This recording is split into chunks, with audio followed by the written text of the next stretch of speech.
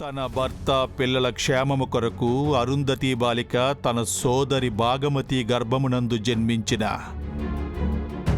బుజ్జమ్మనందు ప్రవేశించి పునర్జన్మ పొందినది. కాని ఈ జన్మమునందు కూడా ఆ బాలికను అష్టకష్టములు పెట్టుచున్నారు. ఆ దుష్ట బాలిక మనోహరి నుండి ప్రమాదము పొంచి ఉన్నది కదా. చెప్పుము ప్రభు, ఎందులకిటులు చేయుచున్నారు? మాకు సమాధానము కావలెను. లేనిచో మీరు తక్షణమే ఈ లోకమునకు రమ్ము. ప్రభు, తమరు ఈ లోకమునకు త్వరగా రావలెను. నారాయణ నారాయణ. నారద మునీంద్రులకు ప్రణవోస్మి. ఏమిటి విచిత్రగుప్త, మీ ప్రభువుల వారినే నిందించుతున్నావు? మేము నిందించుటయా? అదియు మా ప్రభువుల వారిని. లేదు మహర్షి, మేము నిందించుటలేదు. మాది కేవలము ఆవేదన మాత్రమే. ఓ, అరుంధతి బాలికకు అన్యాయము జరుగుచున్నది మహర్షి. మా ప్రభువుల వారు సమవర్తి అయ్యుండి కూడా ఆ బాలికకు ఎటువంటి న్యాయము చేయుటలేదు. యమధర్మరాజుల వారిపై ఎంత పెద్ద అపనింద వేచావు విచిత్రగుప్త. అమంగళం ప్రతిహతమవుగాక మేము అపనింద వేయుట ఏమిటి మహర్షి? లేకపోతే ఏమిటి విచిత్రగుప్త? ఆ బాలిక కష్టాలు పడుతోంది అంటే అది తన లలాట లిఖితం. విధాత రాసిన విధిరాతకు మీ ప్రభువులు మాత్రం ఏమి చేయుదురు చెప్పు. ఈ కథ మాతోనే మొదలైనది మహర్షి. అందుకే ఆ బాలిక గురించి మాకు అంత ఆవేదన కలుగుచున్నది. తన తల్లిదండ్రులను కలపవలెనని, తన తండ్రికి గతము జ్ఞప్తికి రావలననే కదా బుజ్జమ్మ తన శక్తులను వినియోగించినది. అదేమియూ తను చేసిన తప్పిదము కాదే. మరి ఎందులకు బుజ్జమ్మను శక్తిహీనురాలను చేయవలే? ఆ ప్రచండ మంత్రశక్తినందు నిజముగానే ప్రచండుడు. వాడి శక్తితో మమ్ములనే నిలువరించాడు. అటువంటిది ఎటువంటి శక్తులు లేని బుజ్జమ్మ అతగాడి మంత్రశక్తులను ఎటులు ఎదుర్కొనును, ఎదిరించి ఎటులు జీవించును? తమరే న్యాయము చెప్పుము మహర్షి. న్యాయము కాదు గాని ఉజ్జమ్మ కోల్పోయిన శక్తులను తిరిగి పొందే ఉపాయం చెబుతాను విచిత్రగుప్త. బుజ్జమ్మ మరల శక్తులను పొందగలదా? అది ఎటుల సాధ్యము మహర్షి? సాధ్యమే. ఇది వరకు అరుంధతి బాలిక ఒక రుద్రాక్షమాలతో పరమేశ్వరుణ్ణి ప్రతిరోజు నిష్ఠగా పూజించెడిది. ఆ కారణంగా పరమేశ్వరుడు ఆ రుద్రాక్షమాలకు కొన్ని అద్భుతమైన శక్తుల్ని ప్రసాదించారు. మహర్షి, ఇప్పుడు ఆ మాల ఎచ్చట ఉన్నది? ఇదే గృహమున పూజా మందిరములో ఉన్నది. బుజ్జమ్మ ఆ మాలను తాకినచో తన శక్తులన్నీ యథావిధిగా తిరిగి వస్తాయి. తను శక్తివంతురాలవుతుంది.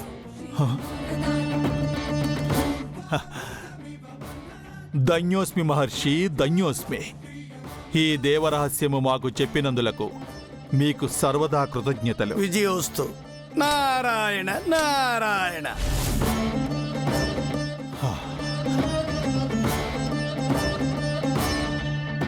బుజ్జమ్మను గెలిపించు దారి దొరికినది. ఎటులైన నువ్వు బుజ్జమ్మతో ఆ మాలను తాకించవలెను. ఇది మా తక్షణ కర్తవ్యము.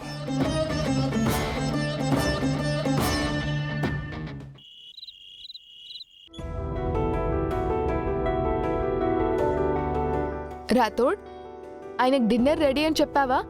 చెప్పాను మిస్ అమ్మా, సార్ వస్తున్నారు. ఆనంద్, ఆకాష్, అంజు, బుజ్జమ్మ అందరూ డిన్నర్కి రండి. అందరినీ డిన్నర్కి పిలిచారు, మనోహరి మేడంని పిలవలేదేంటి మేడం? ఏ, నీకు నోరుందిగా యాదమ్మా, నువ్వే పిలవచ్చుగా. అన్నీ మిస్ అమ్మే చేయాలా?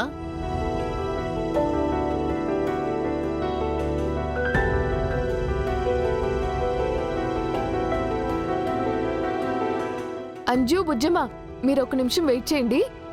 మీకోసం ఒక స్పెషల్ డిష్ ఉంది.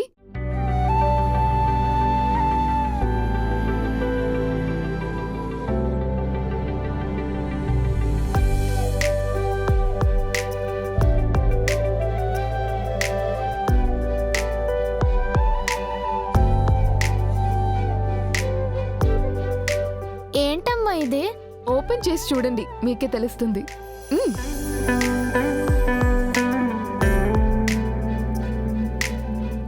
వావ్, చాట్. థ్యాంక్ యూ అమ్మా. థ్యాంక్స్ నాకు కాదు, మీ డాడీకి చెప్పండి. మీరు చాట్ తినడానికి బయటికి వెళ్ళి తినకుండా తిరిగొచ్చేశారు కదా, అందుకే రాతోడిని పంపించి చాట్ తెప్పించారు. Thank you daddy.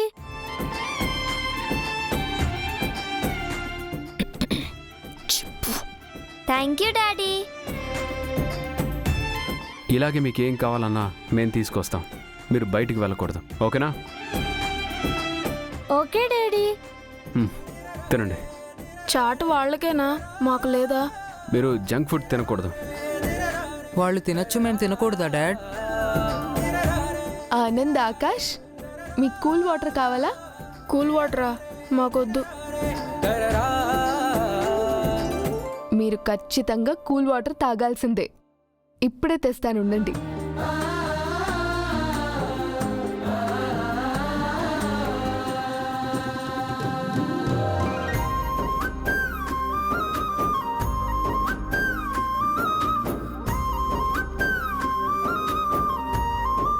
Anand,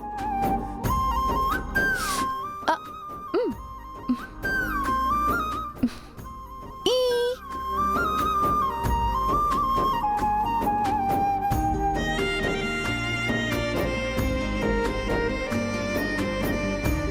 Anand Babu ఒకసారి అటు చూడు, మిస్ అమ్మ మీకోసం ఐస్ క్రీమ్ తెప్పించింది.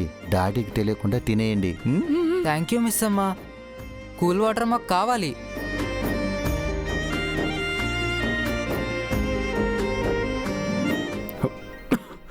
అయ్యో, వాటర్ త్వరగా మిస్ అమ్మ. వాటర్ తీసుకోండి.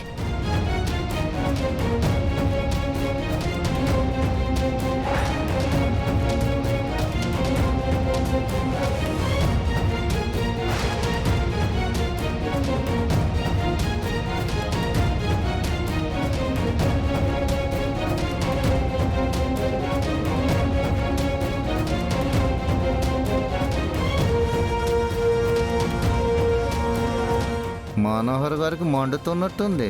ఏమన్నావు రాథోడ్? ఆ, కూరలు స్పైసీగా ఉన్నాయేమో, సారుకు పొరపోయింది కదా, మీకు కూడా నోరు మండుతుందేమో అనుకున్నాను.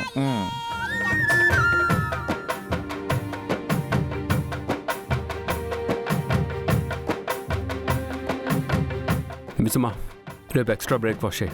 ఓ గెస్ట్ వస్తున్నారు. సరే సార్.